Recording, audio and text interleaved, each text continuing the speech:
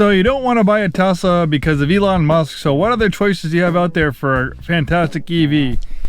Hi, this is Joe from Scarff Ford, and today we're talking about this 2022 Polestar 2 Performance Package.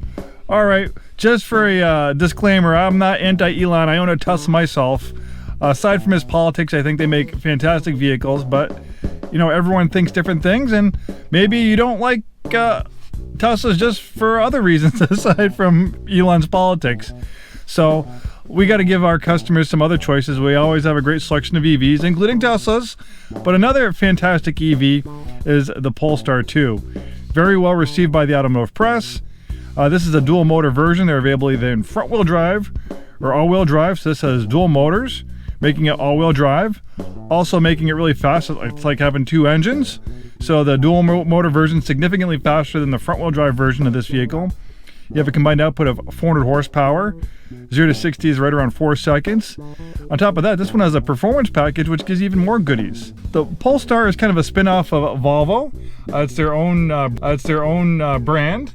It does share DNA. It shares its platform with other Volvo vehicles, including their EVs. Pretty nice design. Kind of minimalist on the inside, which I like. You have a fantastic infotainment system.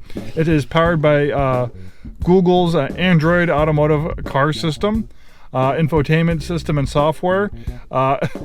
Aside from Tesla, which has invested a lot of money into their software and their user interface, a lot of other car companies are great at making mechanical things, but making digital things like a gas car with an engine is very different than an EV. This is like a computer on wheels. It's like a smartphone on the wheels. So rather than like attempting to make your own software and your own apps and infotainment system, using an expertise from a major tech company like Google, which is a good thing. They're investing into automotive systems like this. They're also putting infotainment systems in other vehicles like from GM and stuff. I think is a much wiser decision, and I applaud Polestar for doing that. It'll make you a lot happier. I know some people, I won't name names, but some other automotive software, well, especially on EVs, will make you rip your hair out with rage. This works fantastic. So you got a lot of different apps. You have these fantastic Google Maps, excellent situational awareness with the backup cameras. You also have a 360 camera as well. Nice composite view of our photo booth.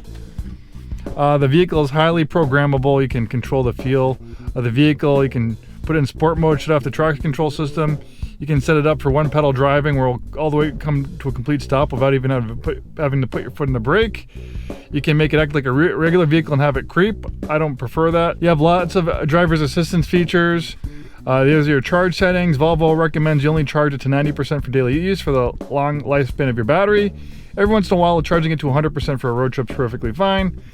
Tesla's kind of similar. They give you similar recommendations with their lithium-ion battery-equipped vehicles. And let's talk about packages. Not all Polestar 2s are created equal. This one has some really nice packages, specifically the performance package. So the performance package includes Öhlins suspension. So you have adjustable Öhlins dampers. They're manually adjustable. Pretty trick stuff. Then you have these upgraded 20-inch wheels with high performance tires, performance summer compound tires. You get an upgraded brake system with Brembo brakes. So you get Brembo 4-piston front calipers.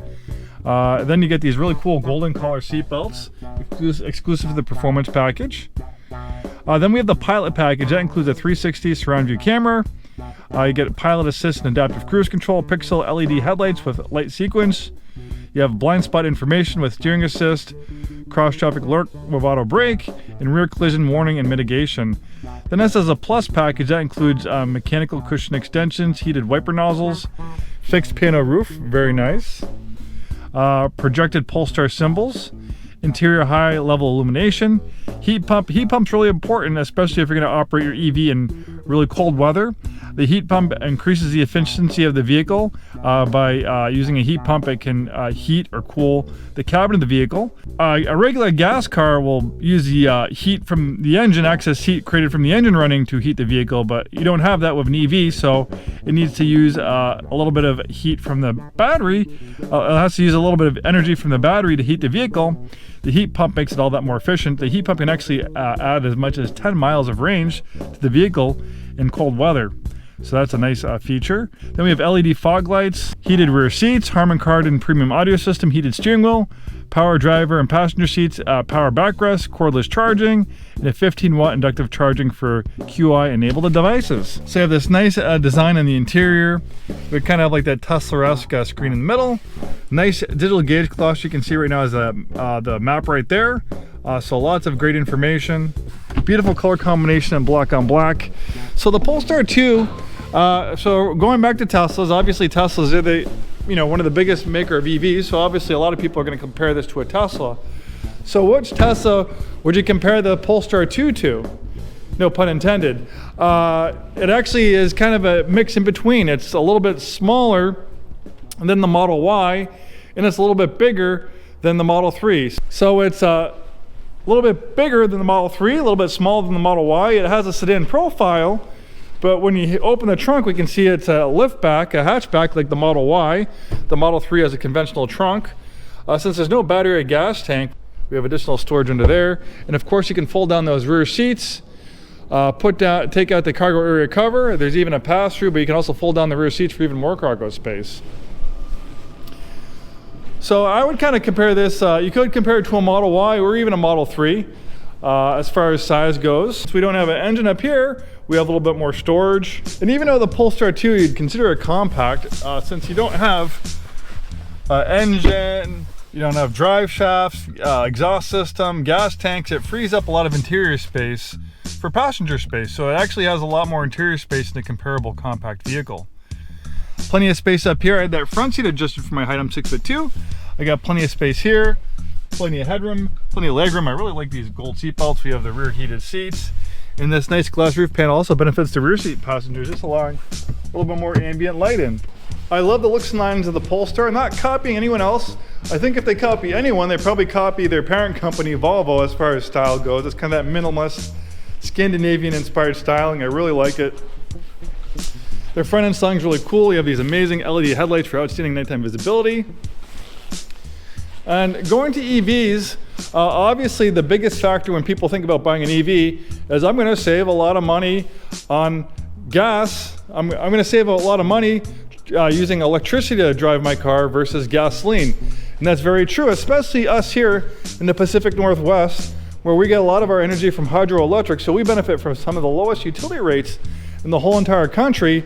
And on top of that, we have higher than average gas prices. I mean, regular gas sometimes at the Shell station for me is like $4 a gallon, where in the rest of the country is $3 a gallon. So even more so, we can benefit from EVs out here in the Pacific Northwest for savings.